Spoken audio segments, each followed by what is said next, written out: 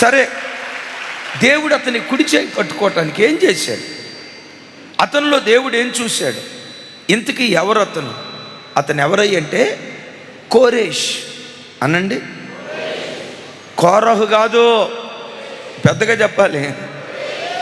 కోరహు అనే పేరు ఎంతమంది విన్నారు? అందరూ విన్నారు. కోరేష్ అనే పేరు ఎంతమంది విన్నారు? చాలా వికెట్లు ఫట్ అయిపోయినాయి.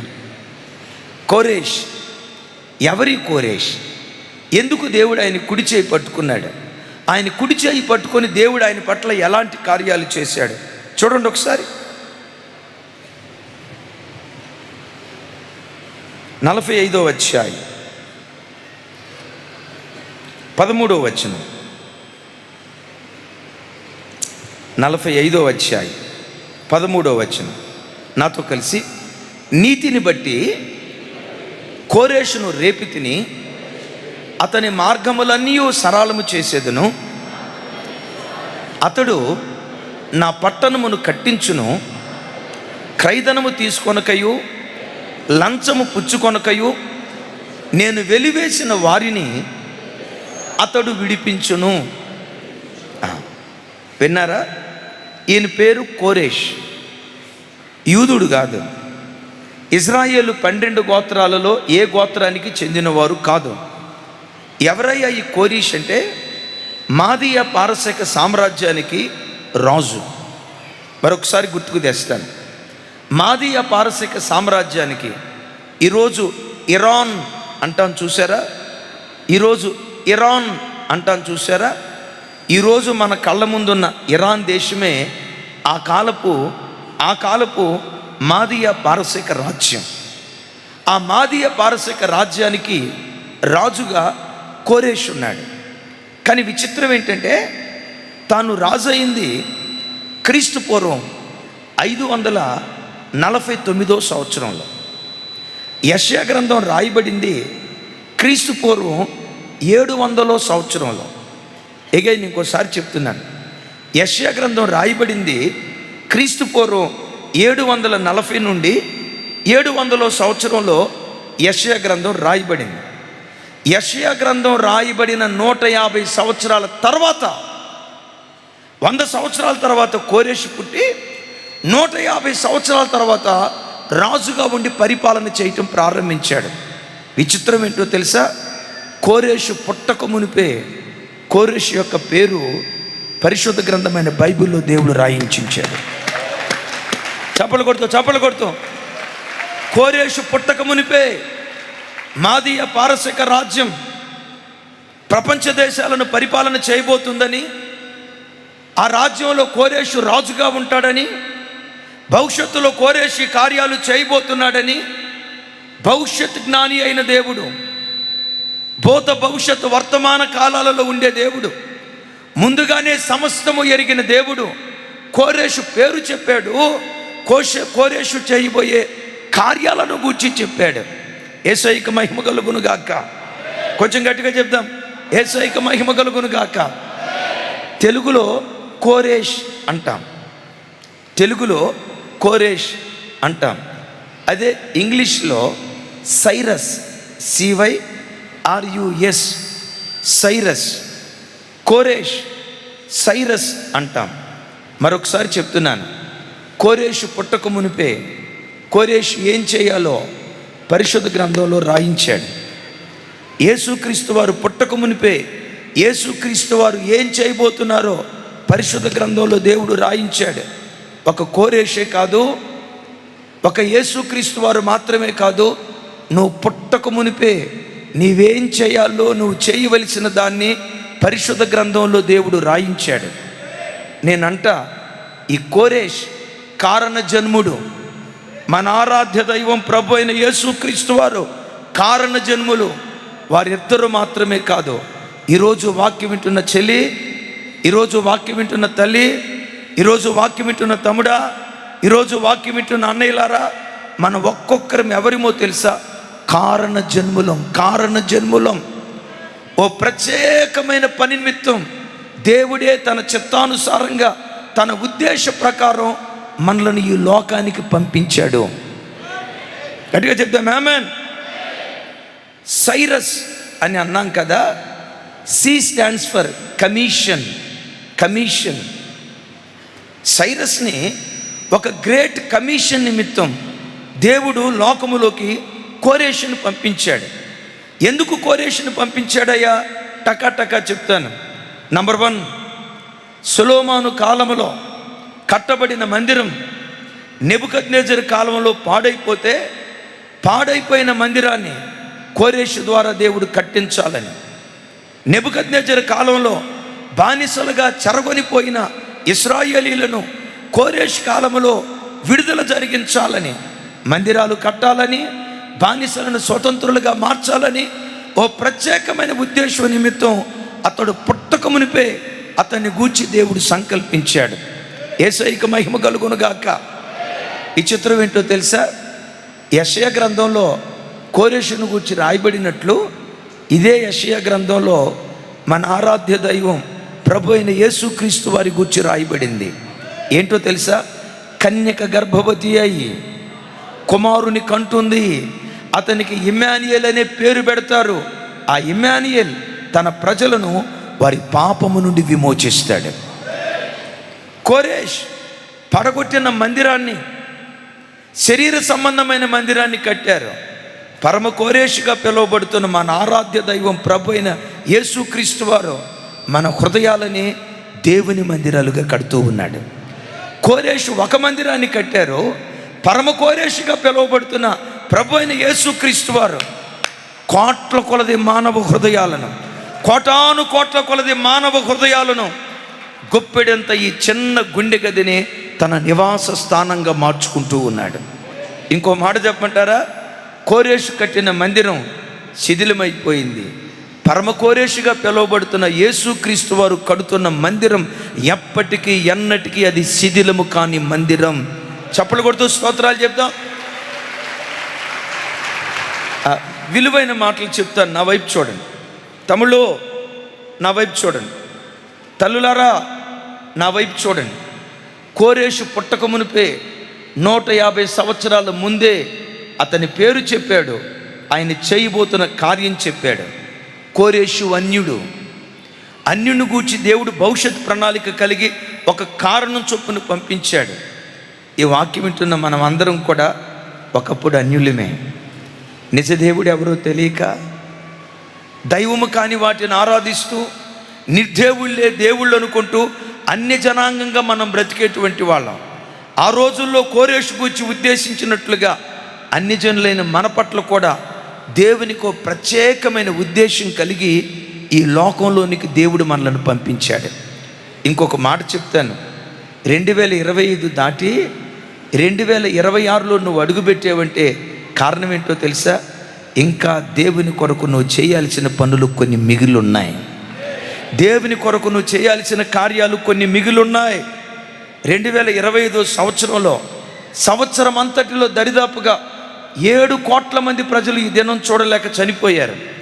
నిమిషానికి వచ్చి చూడండి, సెకండ్కి వచ్చి 2, నిమిషానికి వచ్చి 120 మంది, గంటకొచ్చి 1,72,000 మంది, సంవత్సరానికి వచ్చి దరిదాపుగా 7 కోట్ల మంది ప్రజలు ఈ దినం చూడలేక కాలగర్భంలో కలిసిపోతే 2025లో మన కళ్ళ ముందు 7 కోట్ల మంది చనిపోతే మీరు నేను ఎందుకు బ్రతికామో తెలుసా? చనిపోయిన వాళ్ళకంటే గొప్పోళ్ళైనందువల్ల మనం బ్రతకలా.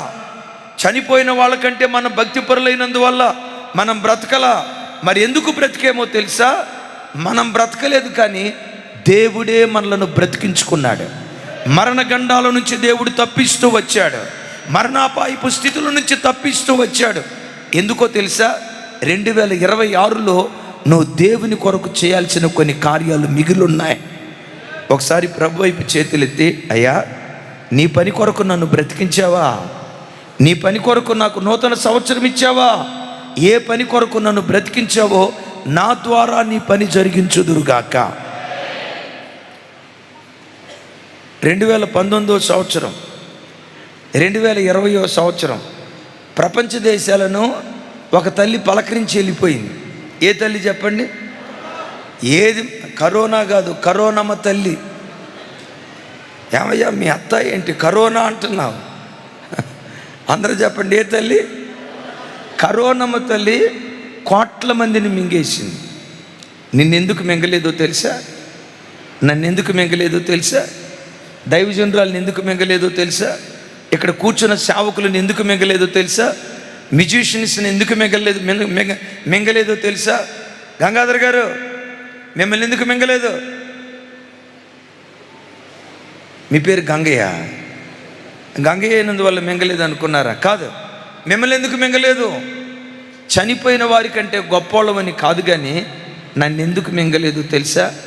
మీలాంటి భక్తి కలిగిన ప్రజలకు, కోట్ల మందికి దేవుని వాక్యం ప్రకటించాలని తన పని కొరకు నన్ను బ్రతికించుకున్నాడు. మిమ్మల్ని కూడా సుధాకర్ తన పని కొరకు దేవుడు మిమ్మల్ని బ్రతికించుకున్నాడు. ఎబేస్ తన పని కొరకు దేవుడు మిమ్మల్ని బ్రతికించుకున్నాడు. మన ఒక్కొక్కరిని తన పని కొరకు దేవుడు బ్రతికించుకున్నాడు. కోవిడ్ దినాల్లో కరోనా వచ్చిన వాళ్ళకి ఎంతమందికి ప్రార్థన చేసామో లెక్కలేదు. కొంతమందిని మామూలు జ్వరమే అని మా కారులో తీసుకొని వెళ్ళాం. ఒకరోజు ఆదివారపు ఆరాధన అయిపోయింది. మన చర్చిలో సాంబయ్య అని ఒక అన్న ఉన్నాడు, కార్పెంట్ వర్క్ చేస్తాడు. ఆరాధన అయిపోయిన తర్వాత అంత దూరం నిలబడి ఏడుస్తున్నాడు. సాంబయ్య అన్న ఏమైంది అన్న. దూరం నుండి కరోనా వచ్చిందంటన్నా, ఆర్ఎంపీ డాక్టర్ గారు చెప్పాడు కరోనా వచ్చిందంటన్నా అన్నాడు. ఇప్పుడు సేవకులుగా అమ్మో ఆయన కరోనా వచ్చిందంట అని దూరంగా పారిపోవాలా? ఆ వ్యక్తిని ఆదరించాలా? మేమేం ఆదరించాలి, మీరేం దూరంగా పారిపోవాలి? ఎంత పాపాత్మలో చూడండి. చూడండి, దూరంగా పారిపోవాలా, చారదీయాలా? ఇప్పుడు ఏం చెప్పాలో మీకు అర్థం కావట్లా. మీరు దూరంగా పారిపోతారేమో, మాది పారిపోయే బ్యాచ్ కాదు కదా. దుఃఖంలో ఉన్న బిడ్డల్ని ఆదరించాలి. ఆయన కోవిడ్ వచ్చింది, జ్వరంతో ఉన్నాడు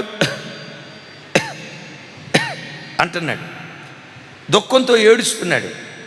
నేను ఆయన దగ్గరికి తీసుకొని, ఆర్ఎంపీ డాక్టర్ కదా అన్న చెప్పిందే, పెద్ద డాక్టర్ దగ్గరికి వెళ్తే లేదని చెప్తాడులే, నువ్వేం టెన్షన్ పడొద్దు, నువ్వేం అధైర్యపడొద్దు అని ఏడుస్తున్న ఆయన దగ్గరికి తీసుకొని కళ్ళ నీళ్ళు తుడిశానమ్మా. ఏనండి, కళ్ళ నీళ్ళు తుడిశా. ఆయనకు నా మీద ప్రేమ ఎక్కువైపోయి భుజం మీద వాలిపోయి ఏడిచాడు. ఆయన నా భుజం మీద పెట్టుకొని ఏడవకన్నా, ప్రభువు బిడ్డల మనం, క్రీస్తు యేసునందున్న వారికి ఏ శిక్షా విధి లేదు అని ధైర్యపరచడానికి అన్నా. లోకులందరూ వెళ్ళే మార్గంలో మనం కూడా కొన్నిసార్లు వెళ్ళాల్సి వస్తుంది. ఆ సంగతి నాకు తెలుసు. ఎంతోమంది భక్తి కలిగిన వాళ్ళు కూడా కరోనాలో చనిపోయారు. పాపం వల్ల కాదు, భూమి మీద దేవుడు వారికి ఇచ్చిన పని సంపూర్ణం చేసుకున్నారు. వారి కాలం సంపూర్ణమైపోయింది. తమ ఇంటికి వారు బయలుదేరి వెళ్ళిపోయారు. హల్లెలూయా. మనం బ్రతికున్నామంటే కారణం ఆయన పని మనం చేయాల్సింది ఇంకా మిగులుంది కనుక ఆయన మనల్ని బ్రతికించుకున్నాడు. ఆ సంగతి ఎరిగి లోకులు వెళ్ళే మార్గంలో మనం వెళ్ళాలి, తప్పదు. అయినా ధైర్యపరచడానికి క్రీస్తు యేసునందున్న వారికి అనండి ఏ శిక్షా విధి రాదన్నా అని చెప్తే, ఆ అన్న నా వైపు చూసి అంతేనంటారా అన్న అన్నాడు. అంతేనన్నా అన్న. ఆయనకి సంతోషం ఎక్కువపోయి ఆనందంలో ఏమైందో తెలియదు, తుమ్ము వచ్చింది. తుమ్ము అచ్ అని మొహం మీదే తుమ్మాడు. అన్నా ఏం కాదు పో అన్నా అన్నాను. మొత్తానికి షాపూర్లో పెద్ద హాస్పిటల్కి వెళ్ళాడు. రిపోర్ట్ వచ్చిందట, కరోనా అని నిర్ధారణ అయిందట. అది కూడా తీవ్రమైన స్టేజ్లో ఉందట. నాకు ఫోన్ చేశాడు సాయంత్రం 5ంటికి. ఫోన్ లిఫ్ట్ చేసి అని ఏడుస్తున్నాడు. అన్నా సాంబయ్య అన్న ఏమైందన్నా? అన్నా నేనేమైపోతానో అది కాదన్నా నా బాధ. పెద్దగా చెప్పాలా? నేనేమైపోతానో నాకు బాధ లేదన్నా, మీరేమైపోతారో నాకు తెలుసుకుంటే బాధ అయిపోతుంది అన్నా అన్నాడు. నేనేమైపోతాను సాంబయ్య అన్న అన్నాను.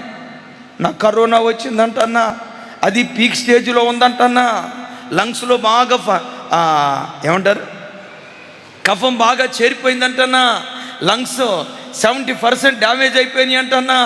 నేను మీ మీద పడ్డానన్నా, మీరు నా కన్నీళ్ళు రుచారన్నా మీ ముందు అచ్చి అని తుమ్మేనన్నా నా బాధ. నేను ఒక ఇంటికి పరిమితమైన వాడిని, మీరు లక్షల కొలది ప్రజలకు పరిమితమైన వాళ్ళు అన్నా, నాకేమైపోయినా పర్వాలేదన్నా, మీకేమీ కాకూడదన్నా అన్నాడు. మరలా అంటాడు, నేనేమైపోతానో నాకు బాధ లేదన్నా. ముగింపులో అన్నాడు, మీరేమైపోతారో నా బాధ అదేనన్నా అన్నాడు. ఆ మాట అన్నప్పుడు ఒకవైపు సైతాన్ గాడు అన్నాడు, పరదేశులమో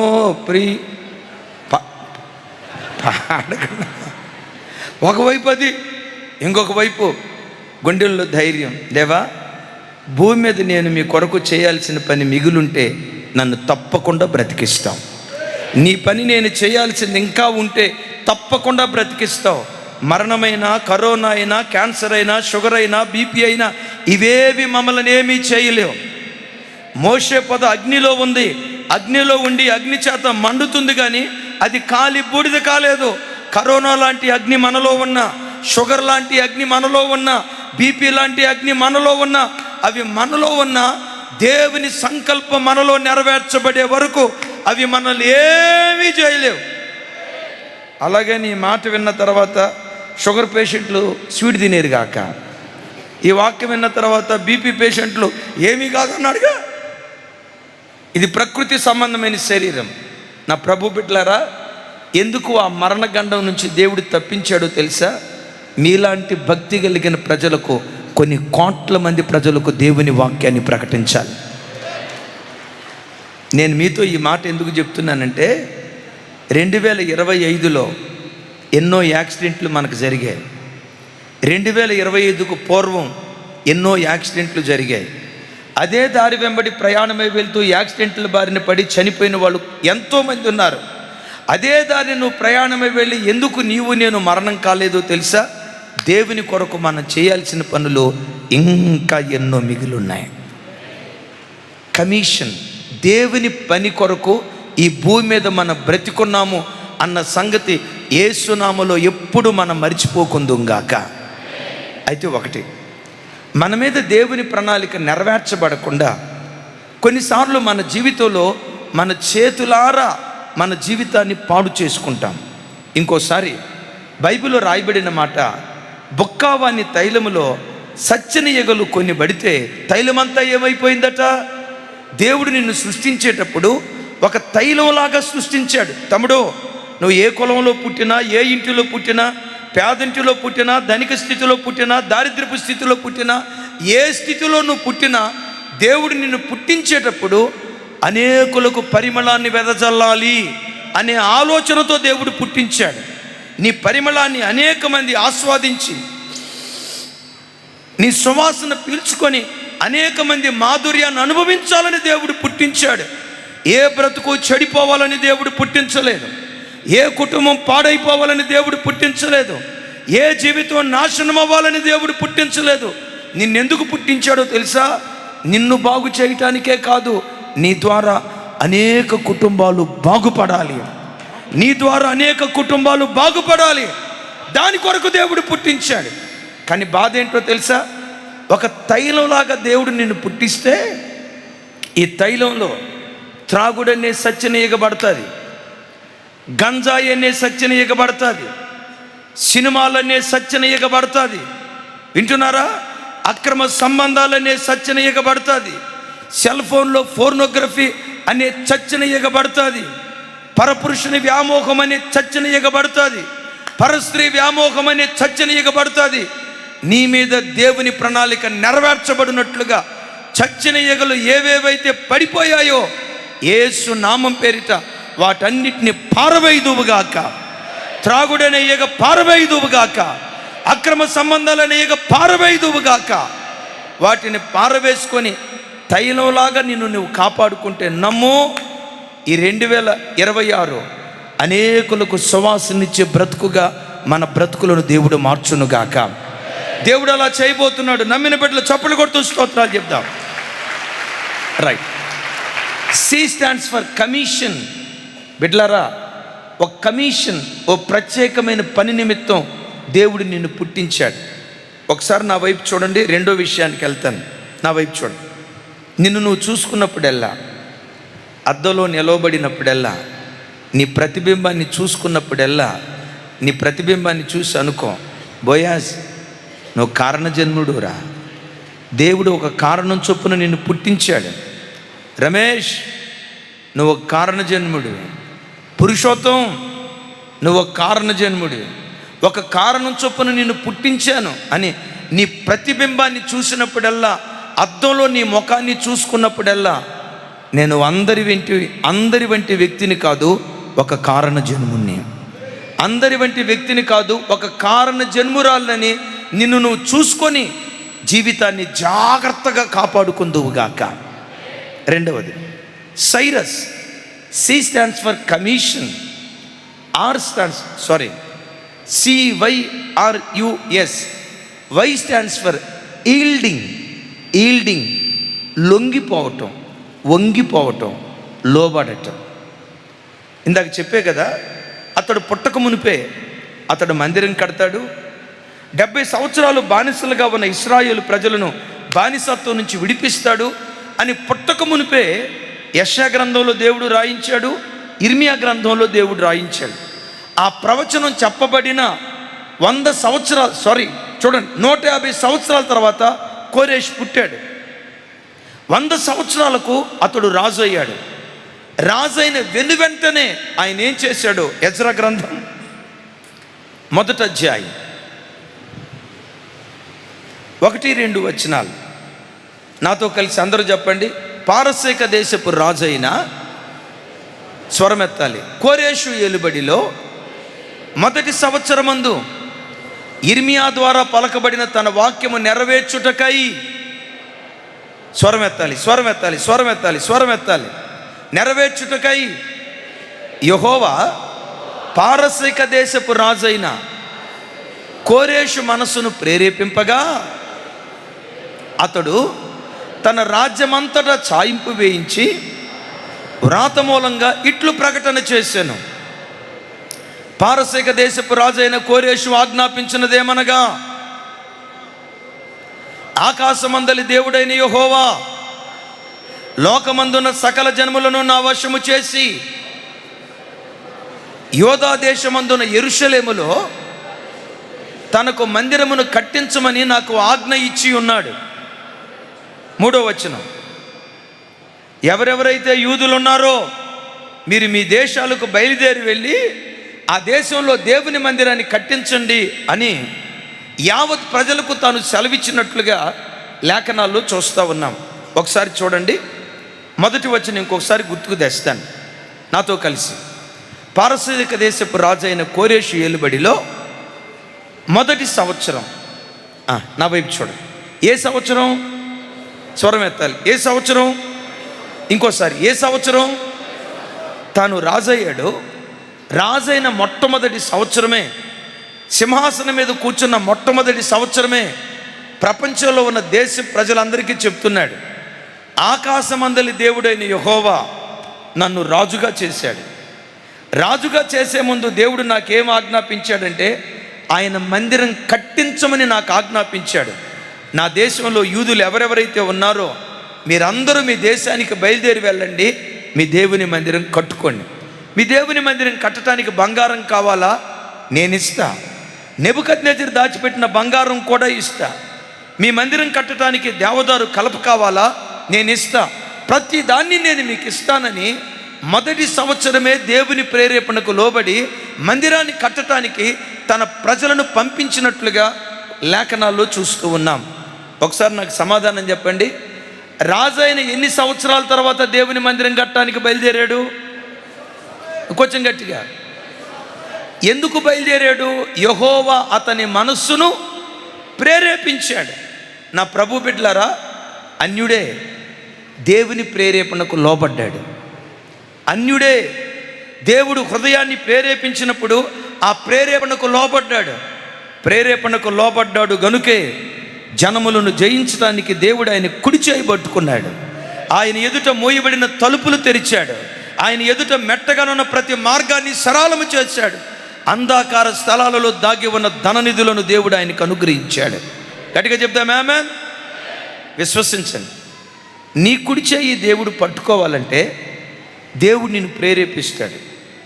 నిన్ను ప్రేరేపించినప్పుడు ఆ ప్రేరేపణకు వెంటనే లోబడి ఆయన పనిచేసావా, నీ కుడి చెయ్యి పట్టుకొని 2026 సంవత్సరం అంతా విజయోత్సవంతో దేవుడు నిన్ను ఊరేగించడం ప్రారంభిస్తాడు. ఎలా ప్రేరేపిస్తాడో తెలుసా? రాత్రి పండుకున్నాం, 4:30 అవుతుంది. తెల్లవారుజాము 4:30 అవుతున్నప్పుడు నీ హృదయంలోకి వచ్చి యేసయ్య ప్రేరేపిస్తాడు. తమ్ముడు లే, మోకరించు, ఒక అర్ధగంట ప్రార్థన చేసుకో, బైబిల్ తీసుకో, 2-3 అధ్యాయాలు చదువు. అరుణోదయపు దినాన్ని ప్రేరేపిస్తాడు. అమ్మో, దేవుడు నన్ను ప్రేరేపిస్తున్నాడు, పడకల మీద నుంచి లేవమంటున్నాడు, మోకరించమంటున్నాడు, మొరపెట్టమంటున్నాడు. అయ్యో, నా శరీరం ఏమో నిద్రపోమని ప్రేరేపిస్తుంది. ఒకసారి చూడండి, శరీరం నిద్రపోమని ప్రేరేపిస్తుందా, లేచి ప్రార్థన చేసుకోమంటుందా? ఎంత కరెక్ట్గా ఎట్లా చెప్తున్నారు? జరిగేది అదే కదా. శరీరం ఏమో నిద్రపో అంటుంది, శరీరం ఏమో రెస్ట్ తీసుకో అంటుంది, శరీరం ఏమో పండుకో అంటుంది. ఆత్మదేవుడు నీ హృదయంలోకి వచ్చి లే, మోకరించు, ప్రార్థన చేసుకో, నా సన్నిధిలో విజ్ఞాపన చేయి, వాక్యం చదువు. దేవుడు మెల్లగా నీ హృదయాన్ని రేపుతున్నప్పుడు శరీరపు ప్రేరేపణకు లోబడకుండా దేవుని ప్రేరేపణకు లోబడి ఏ రోజైతే నువ్వు మోకరించి ప్రార్థన చేస్తావో ఆ దినమంతా నీ కుడి చేయి పట్టుకుని దేవుడు నడిపించడం ప్రారంభిస్తాడు. ఆయన నీ కుడి చేయి పట్టుకున్నాడా, ఎక్కడ అడుగు పెట్టినా జయం జయం జయం, విజయోత్సవంతో ఊరేగించబడుదుము గాక. చప్పట్లు కొడుతూ స్తోత్రాలు చెప్దాం. ఏదో ఫోన్లో దేవుని వాక్యం విందామని ఫోన్ తీసుకున్నావు, వాక్యం విన్నావు, ఆ వాట్సాప్ స్టేటస్లో వాక్యం విన్నావు. ఆ వాక్యం విన్న తర్వాత అలా స్క్రోల్ చేసేలోపు ఈలోపు ఇంకొకటి వచ్చింది. ఏమొచ్చిందో తెలుసా? నవ్వులు పువ్వులు వచ్చింది. ఏమొచ్చిందో తెలుసా? కితకితలు వచ్చింది. ఏమొచ్చిందో తెలుసా? ఋతురాగాలు వచ్చింది. ఏమొచ్చిందో తెలుసా? జబర్దస్త్ క్లిప్పింగ్ వచ్చింది. నీ శరీరం అంటుంది, చూడు అంటుంది. హృదయంలో ఉన్న ఆత్మదేవుడు అంటాడు, వద్దు, ఇది నీకు తగింది కాదు, వద్దు, వాటి వైపు చూడొద్దు, వాటిని కూర్చిన ఆలోచన కూడా నీ మనసులోకి రానివ్వద్దు.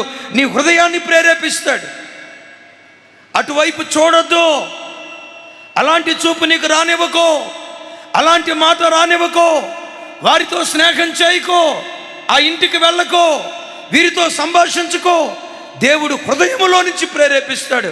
బిడ్డలారా వినండి, దేవుడు నీ హృదయాన్ని ప్రేరేపించినప్పుడు ఆ హృదయ ప్రేరేపణకు లోబడి, నా శరీర ప్రేరేపణకు లోబడనయ్యా, సాతాను ప్రేరేపణకు లోబడనయ్యా, పాపుల ప్రేరేపణకు లోబడనయ్యా, మనుషుల ప్రేరేపణకు లోబడను, నీ ప్రేరేపణకు నేను లోబడతా. చప్పట్లు కొడుతూ స్తోత్రాలు చెప్తాం. ఎవరి ప్రేరేపణకు? నీ ప్రేరేపణకు నేను లోబడతానయ్యా అని దేవుని ప్రేరేపణకు లోబడు. నీ కుడి చేయి పట్టుకొని జనములను జయించే శక్తిగా నా దేవుడు నిన్ను మార్చడం ప్రారంభిస్తాడు. గట్టిగా చెప్దాం ఆమేన్. 1994 సంవత్సరం వరకు నేను దేవుల్లో బ్రతికిన వాడిని కాదు. నాకు సినిమాలంటే బాగా పిచ్చి అని చెప్పలేను, కానీ కొన్ని సినిమాలంటే బాగా పిచ్చి. నా ఫేవరెట్ హీరో హీరోయిన్ ఒకళ్ళు ఉన్నారు. వాళ్ళ సినిమాలు వచ్చినాయంటే అసలు పొరపాటున చూడకుండా వదిలిపెట్టను. వాళ్ళిద్దరి సినిమాలు మాత్రం తప్పకుండా చూస్తా. నా ఫేవరెట్ హీరో హీరోయిన్ వాళ్ళ పేరు చెప్పమంటారా? ప్రార్థన అయిపోయిన తర్వాత చెప్తా. ప్రార్థన అయిపోయిన తర్వాత గలవని చెప్తా. అంత పెద్ద పిచ్చి సినిమాలు అలవాటు ఏమి లేదు. అలాగని పూర్తిగా నీతిమంతుడని కాదు, భక్తిహీనుడని కాదు, ఇటు అటు ఊగిసలాడే బ్రతుకు.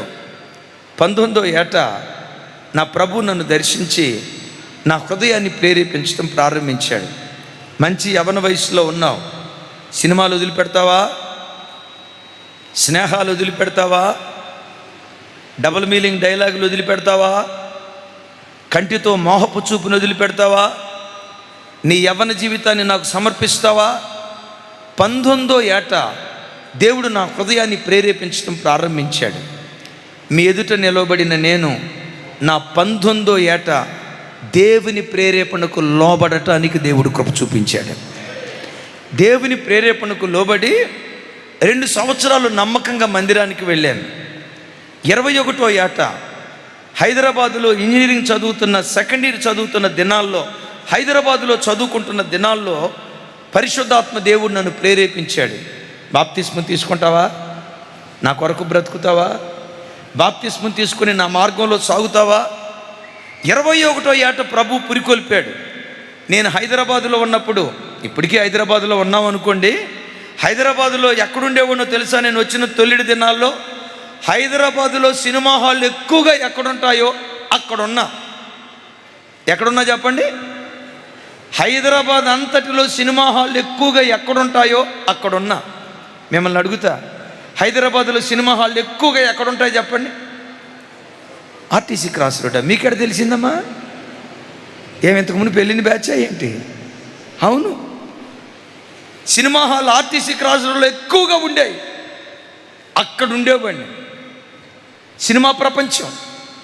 చిన్న వయసులో మంచి ఉద్యోగం దేవుడిచ్చాడు, చదువుకుంటా ఉన్నా.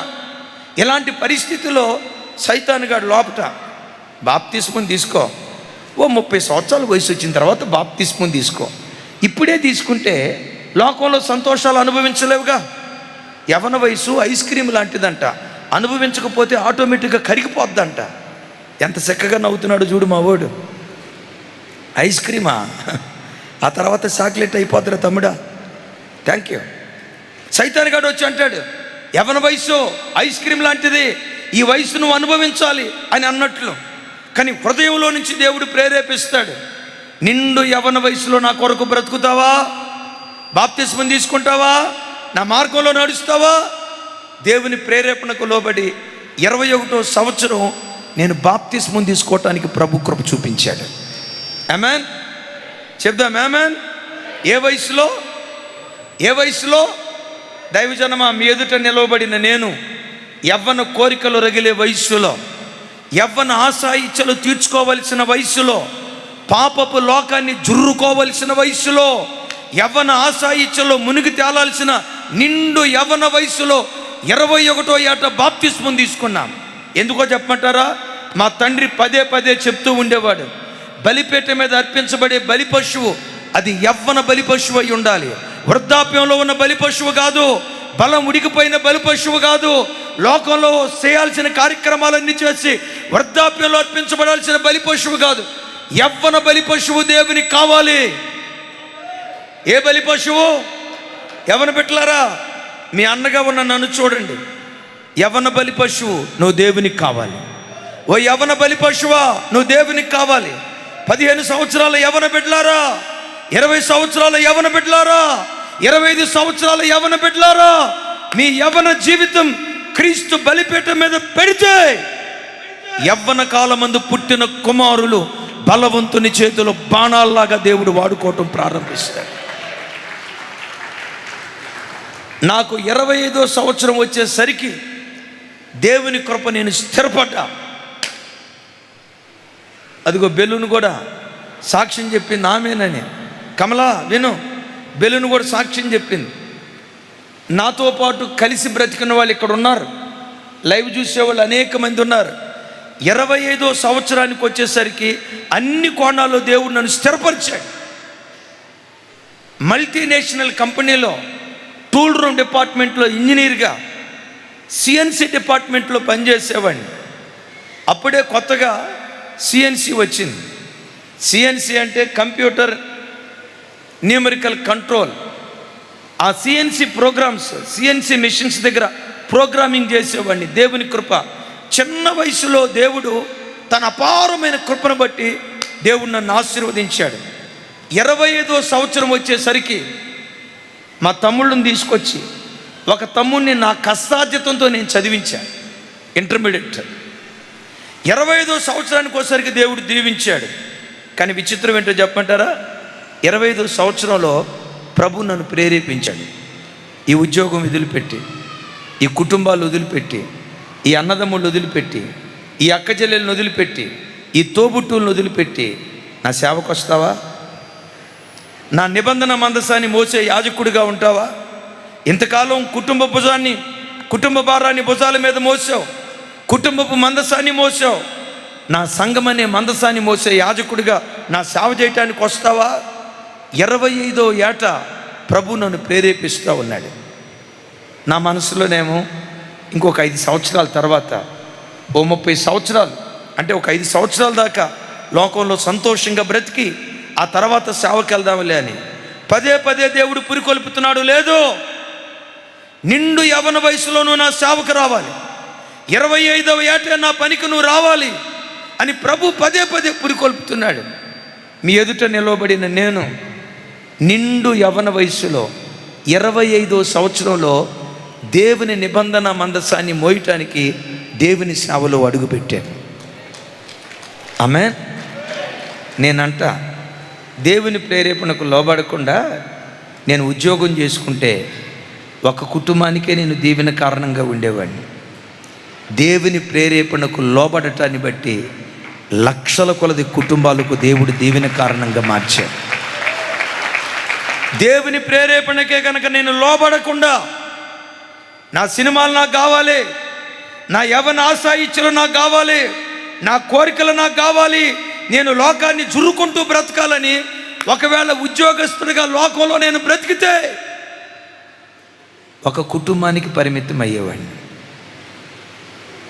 ఈరోజు ప్రతి అరుణోదయపు దినం అందించబడే వర్తమానం మొదలుకొని సాయంకాలం వరకు మన ఇమ్మాన్యుయల్ మినిస్ట్రీస్ యూట్యూబ్ ఛానల్ ద్వారా ఒక్క రోజుకొచ్చి 8 లక్షల నుంచి 9 లక్షల మంది ప్రజలు దేవుని వాక్యం వీక్షిస్తూ ఉన్నారు. ఎక్కడికి వెళ్ళినా దేవుని ఎదుట చెప్తున్నాను, ఎక్కడికి వెళ్ళినా 100 మంది ప్రజలు చెప్పే మాట ఏంటో తెలుసా? దుఃఖంతో ఉదయం లేస్తామయ్యా, మన అరుణోదయపు వర్తమానం వినటంతో కృంగిన మా హృదయాలు లేవనెత్తబడతాయ్యా, చచ్చిపోదాం అనుకుంటామయ్యా. ఆ రోజు వాక్యం విన్న తర్వాత లేదు, చావద్దు, మన మీద దేవునికి గొప్ప ప్రణాళిక ఉంది, దుఃఖ దినాలు కొట్టివేస్తాడు, అంగలార్పు నాట్యంగా మారుస్తాడు, తల దించిన చోటే దేవుడు తలపైకెత్తుతాడని అయ్యా చావాలనుకున్న మమ్మలను అరుణోదయపు వాక్యం బ్రతికించి ఎంతోమంది చెప్పే మాట ఏంటో తెలుసా?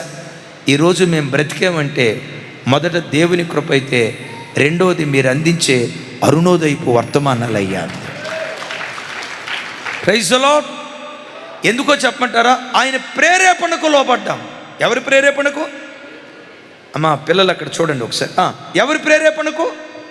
దేవుని ప్రేరేపణకు మేము లోబడ్డాం. హల్లెలూయా.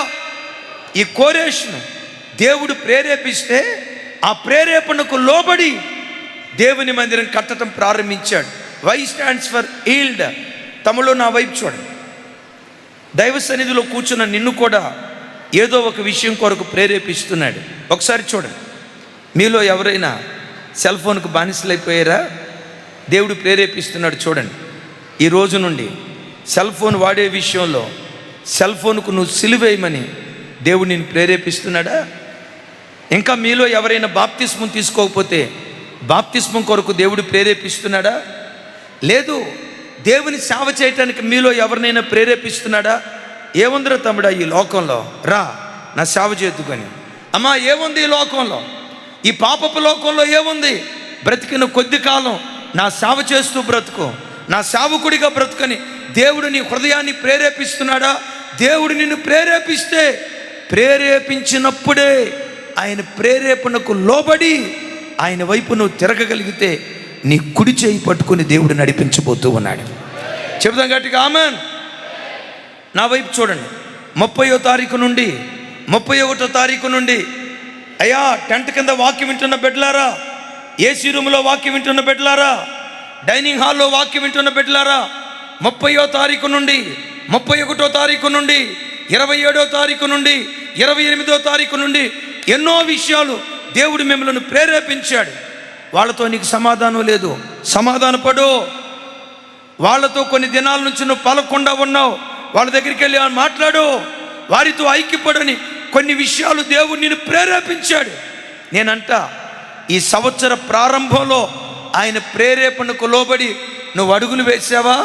ఈ ఒక్కరోజు అడుగులు వేస్తే 365 రోజులు నీ చెయ్యి పట్టుకొని జయోత్సవంతో దేవుడు ఊరేగిస్తాడు.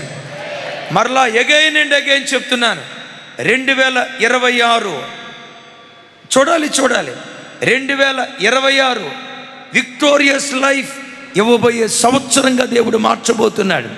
జయోత్సవంతో ఊరేగించబడిన సంవత్సరంగా దేవుడు చేయబోతున్నాడు. దేవుడు అలా చేయునట్లుగా ఆయన ప్రేరేపణకు మనం లోబడాలి. ఎవరి ప్రేరేపణకు? కువైట్ దేశంలో మేరీ అని వచ్చి మన లైవ్ చూస్తుంది. రోజు తెల్లవారుజామున 3:30 ఆ ప్రాంతంలో దేవుని ఆత్మ తల్లిని దర్శించి, మేరీ లే, మోకరించు, ప్రార్థించే. దేవా, నేను పండుకుంది 1 గంటకే కదయ్యా, 2:30 గంటలు కూడా నిద్రపోలేదు. నేను పండుకుంది 1 గంటకే కదయ్యా, 3:30కి లెమ్మంటే ఎట్లా? నీ భర్త కొరకు ప్రార్థించేయి, అపాయపు స్థితిలో ఉన్నాడు, ప్రార్థించేయి. ప్రభా, భర్తకు అపాయం అంటంతో గుండెల్లో భయం బయజరి, ప్రభా ఏ అపాయం నాయనా, ఒక అపాయంలో చిక్కుకున్నాడు, లేచి ప్రార్థించేయి. శరీరం అంటదట, ఇలాంటి ఆలాపనలు ఎన్నో వస్తాయి, ఇలాంటి ఆలోచనలు ఎన్నో వస్తాయి. భర్తకేదో జరగబోతుందని అంత మాత్రాన ఇది నమ్మి నీ లేవటం ఎందుకు, కాసేపు పండుకో అని శరీరం అంటదట. దేవుడు హృదయాన్ని పదే ప్రేరేపిస్తున్నాడు. ఇండియాలో ఉన్న నీ భర్త అపాయంలో ఉన్నాడు, లే మోకరించు, లే మోకరించు, లే మోకరించు అని. పరకల మీద నుంచి తుల్లిపడి లేచింది. వాళ్ళకు ఫోన్ చేద్దాం అనుకుంది, కంగారు పడతారేమోనని మోకరించి ప్రార్థన చేస్తా ఉంది. అర్ధగంట చాలదు, ఇంకా ప్రార్థన చేయి. 30 గంట చాలదు, ఇంకా ప్రార్థన చేయి. గంట సేపు భర్త కొరకు ఏడుస్తూ ప్రార్థించిందట. దేవా, ఏ అపాయంలో ఉన్నాడో నాకు తెలియదయ్యా, అపాయంలో ఉన్నాడని నువ్వు సెలవిచ్చావు కదా, కీడులో ఉన్నాడని నువ్వు సెలవిచ్చావు కదా, ప్రార్థన చేస్తే కీడును మేలుగా నువ్వు మారుస్తావు కదా, అపవిత్రతను పవిత్రతగా మారుస్తావు కదా, అపాయాన్ని ఉపాయంగా మారుస్తావు కదా, నష్టాన్ని కూడా నువ్వు లాభంగా మారుస్తావు కదా. నీ ప్రేరేపణకు లోబడి ప్రార్థిస్తున్నానయ్యా, నా భర్త ఏ అపాయంలో ఉన్నాడో అపాయం నుంచి తప్పించు, ఏ కీడులో ఉన్నాడో కీడును మేలుగా మార్చయ్యా అని 3:30 నుండి 5 గంటల వరకు ఏడుస్తూ ప్రార్థన చేసిందట. 5ంటికి ప్రార్థన అయిపోయిన తర్వాత ఫోన్ చేయటానికి వెళ్ళింది. ఫోన్ తీసుకుంది, గడగడ వణుకుతూ భర్త నంబర్కు ఫోన్ చేసింది. సరిగ్గా 5 ఆ ప్రాంతంలో కూతురు ఏడ్చుకుంటా తల్లికి చెప్తుందట, మమ్మీ నాన్నకి సరిగ్గా 3:30 ఆ ప్రాంతంలో సివియర్ హార్ట్ స్ట్రోక్ వచ్చింది. ఇక చచ్చిపోతాడు అని అనుకున్నాం మమ్మీ, చనిపోయాడు అనుకున్నాం, ఊపిరి కూడా ఆగిపోయింది మమ్మీ, పట్టుకుంటే నాడి కొట్టుకోవట్లా, చెవి తీసుకెళ్ళి గుండె దగ్గర పెడితే శబ్దం రావట్లా, చచ్చిపోయాడు అనుకున్నాం మమ్మీ. మేమందరం కూర్చొని ఏడుస్తున్నాం మమ్మీ, డాడీ వైపు చూస్తూ ఉన్నాం, వీళ్ళు వచ్చి ఏదో చేశారు, ఏమైందో తెలియదు మమ్మీ. 3:30 ఆ ప్రాంతంలో నాన్నలో నీకు జీవాత్మ దిగొచ్చి సజీవుడిగా లేచి నిలబడ్డాడు మమ్మీ. డాక్టరే ఆశ్చర్యపోయాడు, అయ్యో చచ్చిపోయాడు అనుకున్నామే, ఏంటి ఎలా బ్రతకగలిగాడు మమ్మీ? వాస్తవంగా 3:30 ప్రాంతంలో డాడీ పని అయిపోయింది అనుకున్నావు మమ్మీ, ఏం జరిగిందో తెలీదు. చనిపోయాడు అనుకున్న నాన్న, కీడుకు అప్పగించబడతాడు అనుకున్న నాన్న, మరణానికి అప్పగించబడతాడు అనుకున్న నాన్న మరణములో నుండి జీవానికి దాటించబడ్డాడు. తల్లి ఏడుస్తా చెప్పిందట, మరణములో నుండి జీవానికి దాటించబడటానికి కారణం దేవుని ప్రేరేపణకు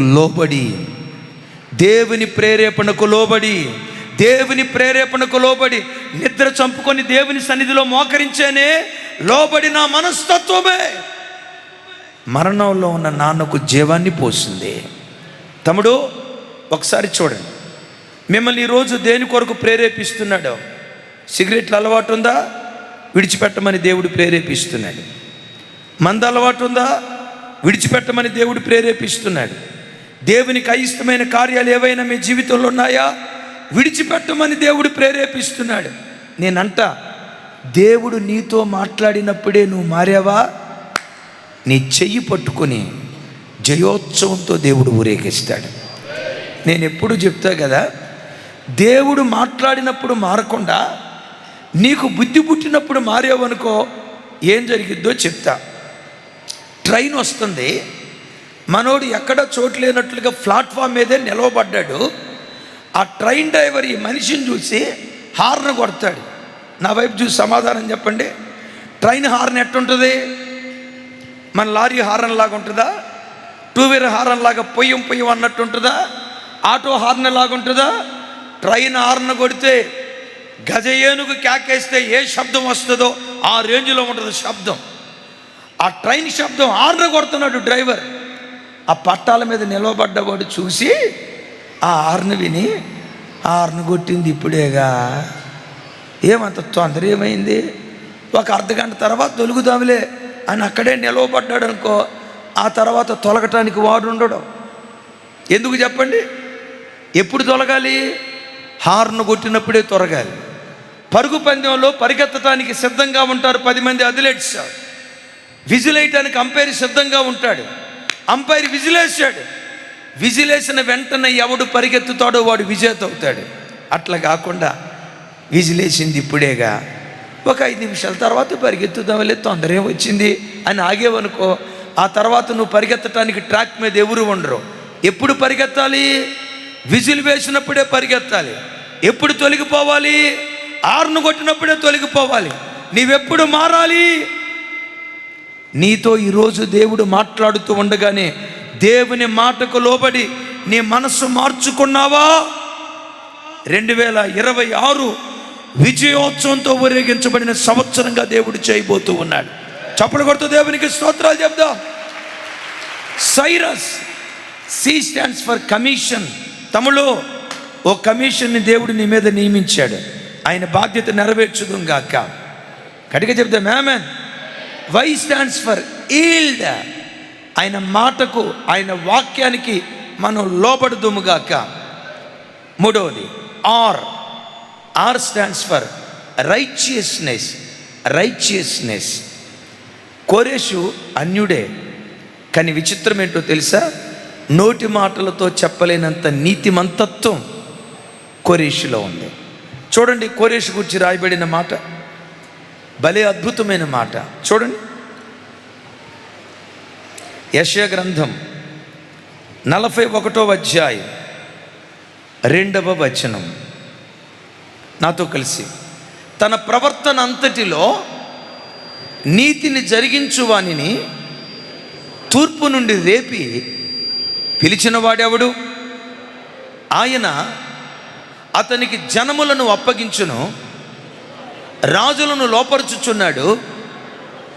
ధూళివరే వారిని అతని ఖడ్గమునకు అప్పగించుచున్నాడు. ఎగిరిపోవు పొట్టువలే అతని ఇంటికి వారిని అప్పగించుచున్నాడు. ఒకసారి నా వైపు చూడండి. ఈ సంవత్సరం మన ఇమ్మాన్యుయల్ మినిస్ట్రీస్కి దేవుడు ఇస్తున్న వాగ్దానం కోరేషును గూర్చి కదా. అద్భుతం. కోరేషును గూర్చి రాయబడిన మాట. ఒకసారి నా వైపు చూడండి. అతని ఖడ్గమునకు, ఎలా అనండి, ఇలా అనండి, పర్వాలేదు. అయ్యో ఖడ్గం తీసుకురాలేదే అని అనుకోకండి. ముందలే ఖడ్గం, సరే, అసలైన ఖడ్గం ఉంది కదా అనండి. పట్టుకోండి, బైబిల్ పట్టుకోండి. అతని ఖడ్గమునకు ధూళి వంటి విస్తారమైన జనమును అప్పగించుచున్నాను. రాజులు అతనికి లోబడేటట్లుగా నేను చేయబోతున్నాను. చివరిసారి, అతని ఖడ్గమునకు ధూళి అంత విస్తారమైన ప్రజలను అప్పగించబోతున్నాను. 2026 సంవత్సరంలో ఇమ్మాన్యుయల్ మినిస్ట్రీస్ ద్వారా వెలువడే వాక్యపు ఖడ్గానికి ధూళి అంత విస్తారమైన ప్రజలను దేవుడు అప్పగించబోతున్నాడు. వచ్చే సంవత్సరం న్యూ ఇయర్ ఆరాధనకి ఎంతమంది వస్తారని చెప్పుకున్నాం? ఎంత? ధూళి అంత విస్తారమైన ప్రజలను హైదరాబాద్ పట్టణపు నలుదిక్కుల నుంచి రాగల కాలములో ఈ పరిచర్యకు దేవుడు అప్పగించబోతూ ఉన్నాడు. ఒకటి హైదరాబాద్ పట్టణమే కాదు, అమెరికా నుండి న్యూజిలాండ్ వరకు తూర్పు నుండి పడమటి వరకు వాక్యపు ఖడ్గానికి ధూళి అంత విస్తారమైన ప్రజలను దేవుడు అప్పగించునుగాక. నీకు తెలుసా, ఈ శుద్ధీకరణ కోటాలకి, ఈ నూతన సంవత్సరపు ఆరాధనకి ఆంధ్ర నుండి, తెలంగాణ నుండి, కర్ణాటక నుండి, మెడ్రాస్ నుండి అనేక దూర ప్రాంతాల నుంచి ప్రజలు రావటానికి దేవుడు కృప చూపించాడు. ఏమో మాకు తెలియదన్నా, మేమంతా హైదరాబాద్ వాళ్ళం అని అనుకుంటున్నారా? తమ్ముడా, మీ దేవురు అమ్మా పార్వతీపురమా? అదే మా సూరారం పక్కనే కదా పార్వతీపురం. ఎక్కడ పార్వతీపురం? ఎక్కడంటే పార్వతీపురం దగ్గర, విజయనగరం జిల్లా. ఒంగోలు నుంచి వచ్చారు, విజయవాడ నుంచి వచ్చారు, వైజాగ్ నుండి వచ్చారు, బెంగళూరు నుండి వచ్చారు, కర్ణాటక నుండి వచ్చారు, మెడ్రాస్ నుండి వచ్చారు. Thank you. మెడ్రాస్ నుంచి వచ్చారు. రాగల సంవత్సరం వాక్యపు ఖడ్గానికి ధూళి ఎంత విస్తారమైన ప్రజలను దేవుడు అప్పగించునుగాక. గట్టిగా చెప్తే ఆమేన్. ఇంతకీ కోరేషు ఖడ్గానికి ధూళి ఎంత విస్తారమైన ప్రజలను అప్పగించడానికి, విన్నారా? ధూళి అంత విస్తారమైన ప్రజలను అప్పగించడానికి, రాజులను అతనికి లోపరచడానికి కారణం ఏంటంటే, అతన్ని గూర్చి రాయబడిన ఒక అద్భుతమైన మాట. నాతో కలిసి చెప్పండి. తన ప్రవర్తన అంతటిలో నీతిని జరిగించువాడు. ఇంకోసారి చెప్పండి. తన ప్రవర్తన అంతటిలో నీతిని జరిగించువాడు. ఎందులో జరిగించేవాడు నీతిని? కొంతమంది మాటల్లో నీతి ఉంటుంది. మాటలు చాలా నీతి కలిగిన మాటలుగా ఉంటాయి. కొంతమంది మాటలు చూస్తే, ఒరే బాబు, సాక్షాత్తు దేవదూతలాగా మాట్లాడుతుంది అక్క అన్నట్టుంటుంది. కొంతమంది బ్రదర్స్ మాటలు చూస్తే, బాబోయ్ ఎంత ఆత్మీయుడురా, ఎంత ప్రార్థనాపరుడురా, నోరు తెరిస్తే దేవుని మాట తప్ప రెండో మాట లేదురా అని కొంతమంది మాటల్లో నీతి ఉంటుంది. నాకు తెలిసి ఒక తమ్ముడు ఉన్నాడు, నేను చాలా మంచివాడు అనుకుంటా, భలే మంచివాడు అనుకుంటా, తబలా బాగా కొడతాడు. నాకు ఈ పాటలన్నా మ్యూజిక్ అన్నా భలే ఇష్టం. ఎక్కడైనా ఎవరైనా బాగా పాట పాడారంటే నేను మైమరిచిపోతా, మనిషిని కూడా మరిచిపోను. ఎవరైనా తబలా బాగా కొట్టారనుకో, భలే తబలా కొట్టాడే, భలే తబలా కొట్టాడే అనుకుంటా. నేను వెళ్ళినప్పుడల్లా బాబు అక్కడ తబలా కొట్టేవాడు, చాలా ఆత్మీయుడిగా కనపడేవాడు. నా ముందు వచ్చి నిలబడేటప్పుడు కూడా, అయ్యగారండి బాగున్నారా, అయ్యగారండి, అమ్మగారు బాగున్నారా అండి. ఎట్లా మాట్లాడతాడంటే దేవదూతకు అన్నలాగా మాట్లాడతాడు. చాలా మంచోడు. ఎంత మంచోడంటే అంత మంచోడు. తబలా భలే కొడతాడు. సరే, ఒకసారి భార్యాభర్తలు ఇద్దరు వచ్చారు ప్రార్థన చేయించుకుందామని. ఆ తమ్ముడికి ప్రార్థన చేసేలోపు ఎవరో మ్యూజిషియన్ వచ్చి ఆయన పక్కకు తీసుకెళ్ళారు. ఈ చెల్లికి ప్రార్థన చేయబోయేటప్పుడు నా దగ్గరికి వచ్చి అంది, అయ్యగారు మా ఆయన మారేటట్టుగా ప్రార్థన చేయండి అయ్యగారు అంది. మీ ఆయన ఎవరమ్మా అన్న. ఎవరు అయ్యగారు? అదే నాతో పాటు వచ్చారు కదా తబలిస్టు, ఆయనే అయ్యగారు అంది. ఆయన మారటం ఏంటమ్మా, యేసు ప్రభుకు శనతమ్ముడు అనుకుంటా కదా, పైకంతే కనపడతాడు అయ్యగారు. గాబ్రియల్ దూత కన్ను అనుకుంటగా, పైకంతే కనపడతాడు అయ్యగారు. చాలా భక్తిపరుడు అంటే భక్తిపరుడు కదమ్మా, పైకంతే కనపడతాడు అయ్యగారు. మరి లోపట ఎట్టుంటాడమ్మా అన్న. బిడ్డ ముసుగు ముందుకు లాక్కొని చెవులో ఏం చెప్పిందో తెలుసా? తబలా ఎంత బాగా కొడతాడో.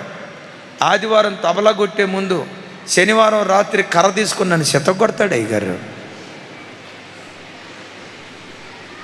ఇంట్లోనేమో కర్రతో నన్ను కొడతాడు, చర్చికి వచ్చేమో తబలా కొడతాడు.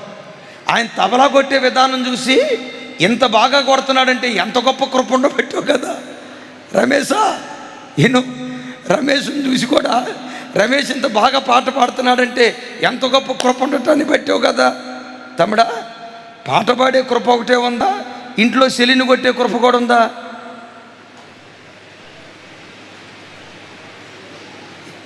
ఏమిరా తమ్ముడా, నిన్నే అడిగేది. మొహం రంగులు మారుతుంది. కొట్టేవాడు కాదు మావాడు ప్రేమను పెంచేవాడు. ఆమెన్. గట్టిగా చెప్తాం ఆమెన్. అంటే కొంతమంది మాటలు చాలా బాగుంటాయి. ఆ బ్రదర్ని చూస్తే ఎంత ఆత్మీయుడో, ఎంత ఆత్మీయురాలో, ఎంత ప్రార్థనా పరురాలో, అబ్బో ఎంత భక్తి కలిగిన వాడో అన్నట్లుగా పై కనపడతారు. నేనంటా బిడ్డలారా, నీ పై రూపం కంటే అంతరంగ మరి శ్రేష్టంగా ఉండునుగాక. నీ మాటల్లో నీతిమంతత్వం కాదు, నీ నడవడికలో నీతిమంతత్వం కాదు, నీ ప్రవర్తన అంతటిలో నీతిని కనపరిచే వ్యక్తిగా దేవుని సన్నిధిలో బ్రతకగలిగితే నీతిపరులుగా బ్రతికే వ్యక్తులను నీతి స్వరూపుడైన దేవుడు పట్టుకొని విజయోత్సవంతో దేవుడు ఊరేగించడం ప్రారంభిస్తాడు. ఓ రోజు చూడండి, కొంతమంది బయటకు బాగా కనపడతారు. కోరేషుని గురించి ఏమని రాస్తుంది? తన ప్రవర్తన అంతటిలో, పెద్దగా చెప్పండి, నీతిని జరిగించువాడు. మాటల్లో నీతి మాట్లాడేవాడు మాత్రమే కాదు, పెద్దగా చెప్పండి, ప్రవర్తన అంతటిలో నీతిని జరిగించేవాడు. చెల్లి, నీ ప్రవర్తనలో నీతి కనబడునుగాక, నీ నడకలో నీతి కనబడునుగాక, నువ్వు వేసే ప్రతి అడుగులో నీతి కనబడునుగాక. నీతి కనబడిందా, నీతి స్వరూపుడైన దేవుడు నీ చెయ్యి పట్టుకొని 2026 సంవత్సరం అంతా విజయోత్సవంతో దేవుడు నిన్ను ఊరేగిస్తాడు. ఏమనుకోకండి, కొంతమంది అక్కోళ్ళు తెల్ల డ్రెస్ వేసుకొని అచ్చం దేవదూతల్లాగే కనపడతారు. చూసి అనుకుంటాం, మరీమ తల్లి కూడా అక్క ముందు బలాదూరేమో, గాబ్రియల్ దూత కూడా ఎందుకు నిలవబడదేమో అన్నట్లుగా చాలా భక్తిగా ఉంటారు. ఓ పెద్ద తల్లి వెంట్రుకలన్నీ తెల్లబడిపోయినాయి, పండు ముసలావిడ గడగడగడ ఉడుకుతా వచ్చింది. ఆ తల్లి మాటలిని నేను ఎంత సంతోషపడ్డానంటే, దేవా ఎంత భక్తి కలిగి మాట్లాడుతుందో కదా.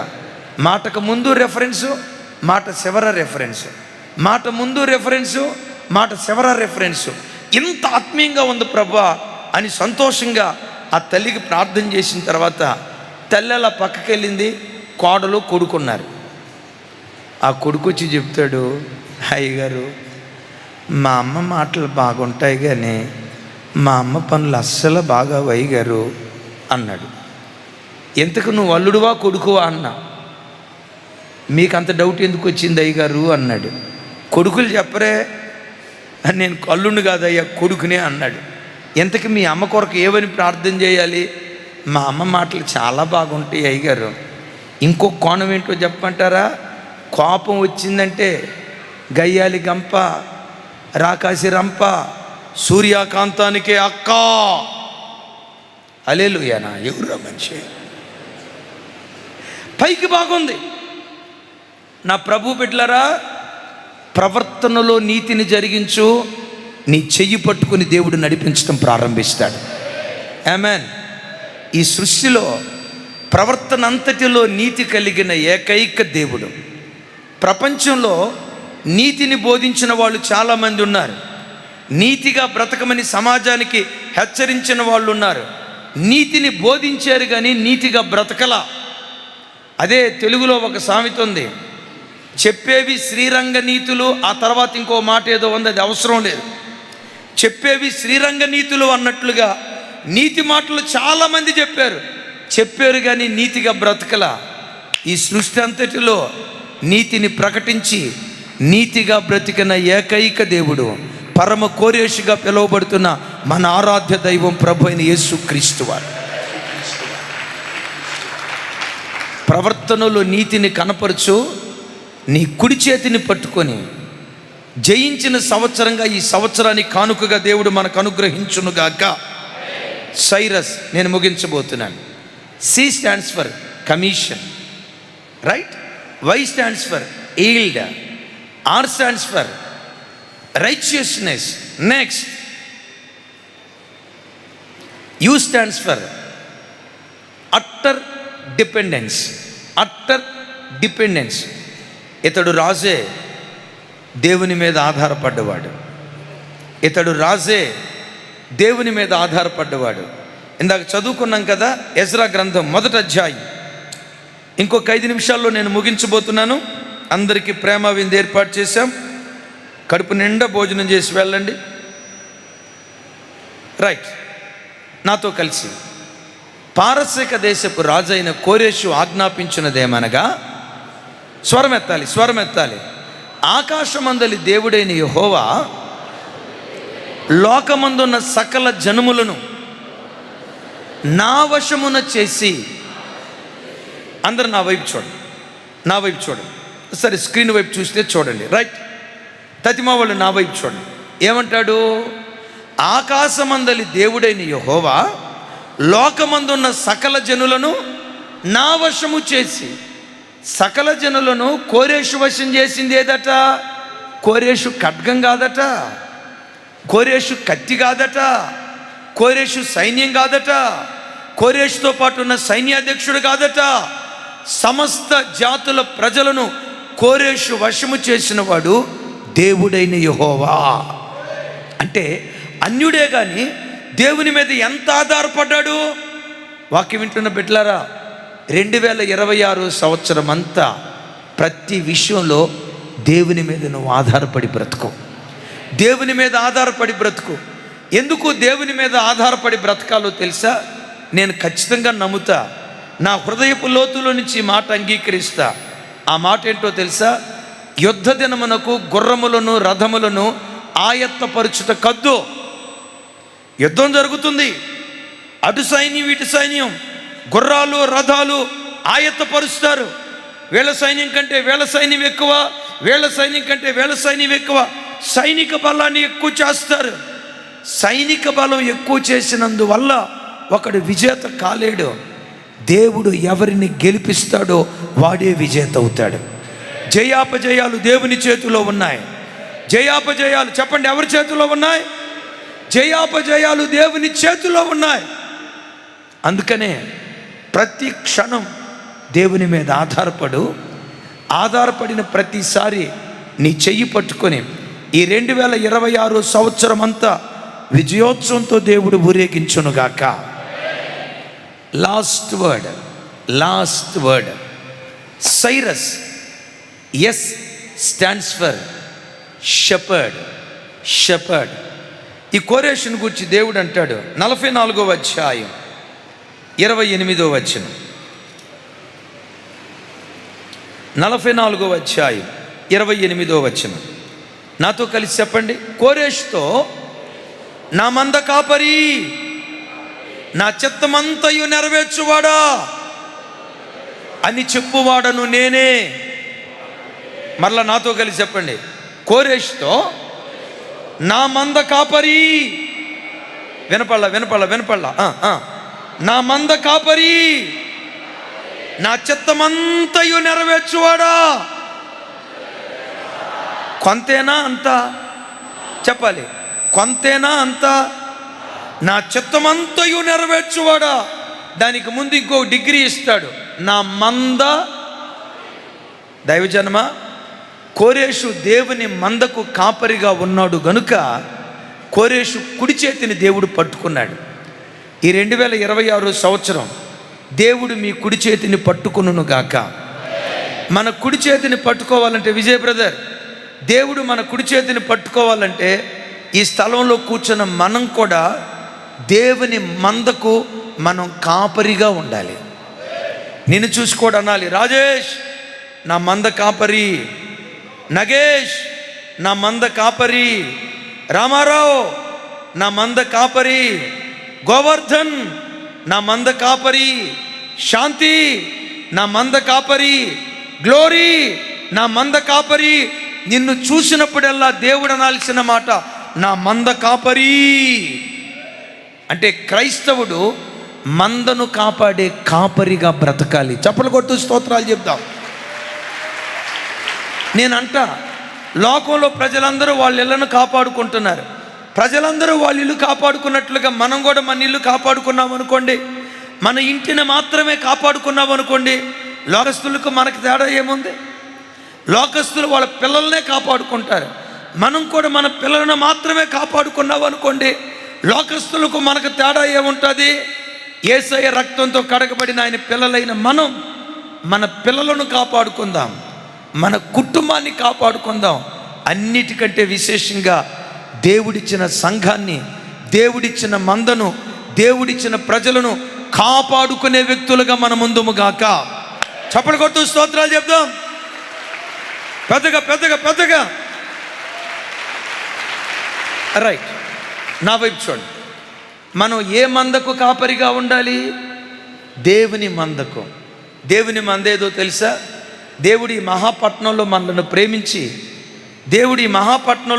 ప్రేమించి ఓ చక్కటి ఇమాన్యుయల్ మినిస్ట్రీస్ అనే గొర్రెల దొడ్డిని దేవుడు మనకిచ్చాడు. ఈ గొర్రెల దొడ్డిలో వేల కొలది గొర్రెలు ఉన్నాయి. అమ్మా, ఒక్కొక్క గొర్రె పట్ల బాధ్యత కలిగి, ఒక్కొక్క విశ్వాసి పట్ల బాధ్యత కలిగి, వారు ఆత్మలో స్థిరపడేటట్లుగా వాళ్ళ ఆత్మను కాసే కాపరిగా నువ్వు బ్రతకాలి. మందిరానికి వచ్చినప్పుడు ఈ యవ్వన బిడ్డ కొత్తగా వచ్చినట్లున్నాడు, ఈ బిడ్డను సంఘంలో నేను ఎట్లా స్థిరపరచాలి, ఈ కుటుంబాన్ని ఆత్మలో నేను ఎలా బలపరచాలి, మాకంటే ఆత్మీయుడిగా ఈ బిడ్డ తీర్చిదిద్దబడినట్లుగా ఈ బిడ్డను మేము ఎలా ప్రోత్సహించాలని మందిరానికి వచ్చే చిన్న బిడ్డ మొదలుకొని పెద్ద బిడ్డ వరకు సంఘానికి వచ్చే ప్రతి విశ్వాసి మీద మనసు పెట్టి మందను జాగ్రత్తగా కాపాడుకునే కాపరులుగా బ్రతికితే, మందను నువ్వు కాపాడితే నీ ఇంటిని నా దేవుడు కాపాడుతాడు. సంఘానికి వచ్చే పిల్లలను నీవు కాపాడితే నీ పిల్లలను దేవుడు కాపాడటం ప్రారంభిస్తాడు. చప్పలు కొడుతూ స్తోత్రాలు చెప్దాం. అమలారా, ఐలారా, వచ్చిపోయే విశ్వాసులుగా మనం ఉండొద్దు. మందిరానికి వచ్చిపోయే వ్యక్తులుగా ఉండొద్దు. ఇది దేవుని మంద.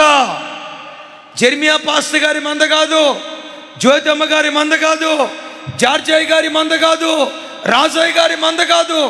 ఈ మంద కొరకు మేమేమీ చేయలేదు. ఈ మంద యేసుక్రీస్తు వారి మంద. ఎందుకో తెలుసా? ఈ మంద కొరకు ఆయన తన ప్రాణాన్ని పెట్టాడు. చప్పలు కొడుతూ స్తోత్రాలు చెప్దాం. అందరూ ఈ మంద కొరకు యేసయ్య తన ప్రాణాన్ని పెట్టాడు. అమ్మా, మందిరానికి వచ్చే చిన్న బిడ్డ మొదలుకొని ప్రతి బిడ్డ మీద మనసు పెట్టండి. ఈ 2026 సంవత్సరం దేవుడు మనకి అప్పగించిన ఆత్మల్లో ఒక్క ఆత్మను కూడా మనం పోగొట్టుకోకుందుముగాక. వారి పిల్లలు సంఘంలో స్థిరపడుదురుగాక. ఈ 2026 సంవత్సరం లక్షల కొలది నూతనాత్మలు ఈ మందలో అడుగు పెట్టడానికి దేవుడు కృప చూపించునుగాక. అలా దేవుడు చేయాలంటే సంఘానికి వచ్చే ప్రతి బిడ్డ సంఘంలో ఎలా బ్రతకాలి? పెద్దగా చెప్పాలి, పెద్దగా. మంద కాపరి ఎలా ఉంటాడో చెప్తా. యేసు ప్రభు వారు అంటారు కదా, మంచి కాపరి తన గొర్రెల కొరకు ప్రాణం పెడతాడు. అనండి మాట. మంచి కాపరి తన గొర్రెల కొరకు, మంచి కాపరి తన గొర్రెల కొరకు, పెద్దగా చెప్పండి.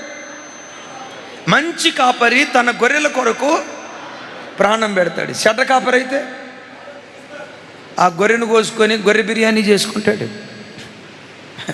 ఆ గొర్రెను కోసుకొని దాన్ని చంపుకొని తింటాడు. సంఘానికి వచ్చే కొంతమంది విశ్వాసులు ఆత్మలో చావటానికి కారణమవుతారు, సంఘం వదిలిపెట్టడానికి కారణమవుతారు. అయ్యో, ఇది క్రమశిక్షణ లేని సంఘమే, ఏంటి వీళ్ళు ఇలా బ్రతుకుతున్నారు, ఏంటి వీళ్ళు ఇలా మాట్లాడుతున్నారని కొందరి దుష్ప్రవర్తనను బట్టి కొందరు సంఘాన్ని విడిచిపెట్టి వెళ్ళిపోతూ ఉంటే, మరి కొందరి సత్ప్రవర్తనను బట్టి ఎక్కడెక్కడున్న గొర్రెలు మందలో చేర్చబట్టడానికి దేవుడు కృప చూపిస్తున్నాడు. తమ్ముళ్ళారా, నేను ముగిస్తున్నా. తల్లులారా, నా వైపు చూడండి. కోరేష్తో అంటాడు, నా మంద కాపరి అనండి. మిమ్మల్ని గూర్చి కూడా అనాలి, నా వైపు చూడండి. తమ్ముళ్ళారా, మిమ్మల్ని గూర్చి కూడా అనాలి. మీ వయసు చిన్నదైనా మిమ్మల్ని గూర్చి అనాలి. చెల్లెలారా, మీ వయసు చిన్నదైనా మిమ్మల్ని గూర్చి అనాలి. ఈ బిడ్డ నా మందకు కాపరి, నా సంఘానికి వచ్చే ప్రతి బిడ్డను కాచే కాపరి, మందను కాపాడటానికి తన ప్రాణం పెట్టడానికి కూడా వెనుతీయలేదు. ఇలాంటి దివ్యమైన సాక్ష్యం దేవుడు మనొక్కొక్కరికి దయచేయునుగాక. చెప్పండి. మంద కాపరి తన గొర్రెల కొరకు ఏం పెడతాడు? ఓ తల్లి కడప నుంచి మన లైవ్ చూసేది. ఆ తల్లి రిటైర్డ్ టీచర్, వాళ్ళ భర్త కూడా మంచి ఉద్యోగస్తుడు. ఎందుకో దేవుడు తన చిత్తానుసారంగా వాళ్ళకి పిల్లల్ని ఇవ్వల. ఇద్దరు రిటైర్డ్ అయిపోయారు. ఎంతోమంది బంధువులు ఉన్నారు. కోవిడ్ దినాల నుంచి మన లైవ్ చూస్తూ ఉంటారు. ఆ కోవిడ్ దినాల్లో నేను చెప్తా ఔటర్ రింగ్ రోడ్డు ప్రాంతంలో సువిశాలమైన స్థలం తీసుకోవాలనుకుంటున్నాం, ప్రార్థన చేయండి అని. సడన్గా ఆ తల్లి హృదయంలో దేవుడు ప్రేరేపణిచ్చాడట. మాకా పిల్లలు లేరు, నాకు నా భర్తకు పిల్లలు లేరు. దేవుడు మాకు ఇచ్చిన ఆస్తి బంధువులకి ఇద్దాం, ఇవ్వగలిగింది. రక్త సంబంధికులకి ఇద్దాం, బంధు ధర్మాన్ని నెరవేరుద్దాం, రక్త సంబంధికుల ధర్మాన్ని నెరవేరుద్దాం. దానికి మించి దైవ ధర్మాన్ని నెరవేరుద్దాం. వాళ్ళకే వీళ్ళకి ఇచ్చి డబ్బు పాడు చేసుకునే కంటే మాకా ఎడిదిరికి పిల్లలు లేరు. మాకున్న బంగారంలో, మాకున్న ఆస్తిపాస్తుల్లో ఒక భాగం దేవుని సేవకి ఇస్తే బాగుండు కదా అని ఓ తల్లి గడిచిన 4 నెలల క్రితం ఒక తల్లి తనకు పిల్లలు లేరు, భర్త ప్రభు దగ్గరికి వెళ్ళిపోయాడు, ఒంటరిగా మిగిలిపోయింది. వాళ్ళకి వీళ్ళకి ఇటు ఎందుకు, దేవుని పనికి ఇస్తే ఉపయోగపడిద్ది కదా అని ఒక్క తల్లి గత 4 నెలల క్రితం 40 లక్షల రూపాయల బంగారం తీసుకొచ్చి ఇచ్చిందని. 40 లక్షల బంగారం, 40 లక్షలు. ఒక్క తల్లి. ఆ తల్లి మన మధ్యలోనే ఉంది, కానీ పేరు నేను చెప్పను. అలాగని దేవుడు మనందరి దగ్గర నుంచి డబ్బే కోరుకుంటున్నాడు అని అనుకోకండి. ఒక్క విశ్వాసిని సంఘంలో మనం స్థిరపరిచామంటే నువ్వు సంఘానికి మంద కాపరివైనట్టు లెక్క. పరమ కోరేషిగా పిలువబడుతున్న యేసు క్రీస్తు వారు లోకమనే ఈ మంద దారి తప్పిపోతూ ఉంటే ఈ గొర్రెల కోసం పరలోకం నుండి దిగి వచ్చి తన ప్రాణాన్ని ధారపోసి మంచి మంద కాపరిగా నిలవబడ్డాడు. యేసయ్య వాక్య ఖడ్గానికి ధూళి అంత విస్తారమైన ప్రజలు అప్పగించబడ్డారు. హల్లెలూయా. ఈరోజు ప్రపంచంలో 700 కోట్ల మంది ప్రజలుంటే దరిదాపుగా చూడండి 700 కోట్ల మంది ప్రజలుంటే దరిదాపుగా 400 కోట్లకు పైగా క్రైస్తవులే ఉన్నారు భూమి మీద. ఎందుకు 400 కోట్ల మంది ప్రజలు ఉన్నారో తెలుసా?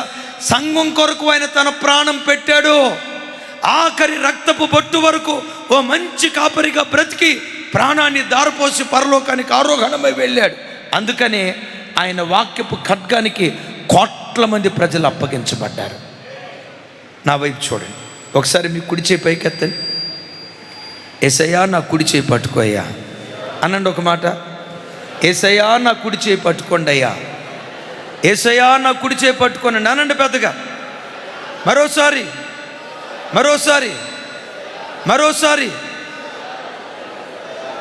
చూడండి. 2026 year of victory, victorious year. మీరు ఖచ్చితంగా ఈ సంవత్సరంలో సాక్ష్యం చెప్తారు. వ్యాపారంలో దేవుడు మమ్మల్ని గెలిపించాడన్నా, కుటుంబంలో మమ్మల్ని గెలిపించాడన్నా, ఆర్థికంగా మమ్మల్ని గెలిపించాడన్నా, ఆత్మీయంగా దేవుడు గెలిపించాడన్నా, ఎటు పోయినా జయోత్సవంతో ఊరేగించుచున్న దేవునికి స్తోత్రము కలుగును గాక. అందరూ